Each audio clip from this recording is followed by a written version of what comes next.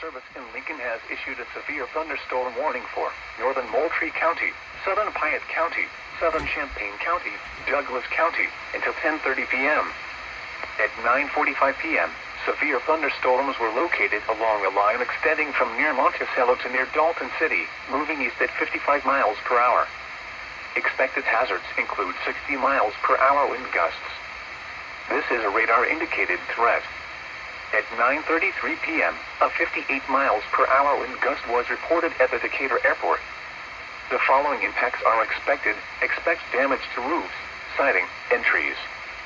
Severe thunderstorms will be near Bemet, Bethany, Lovington, Dalton City, Hammond, and Ibsdale around 9:50 p.m.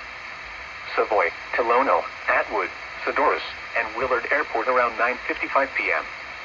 Arthur, Philo, and Pasodum around 10 p.m. Tuscola and Sydney around 10:05 p.m. Other locations in the path of these severe thunderstorms include Villa Grove, Arcola, Homer, Camargo, and Broadlands. This includes Interstate 57 between mile markers 202 and 230.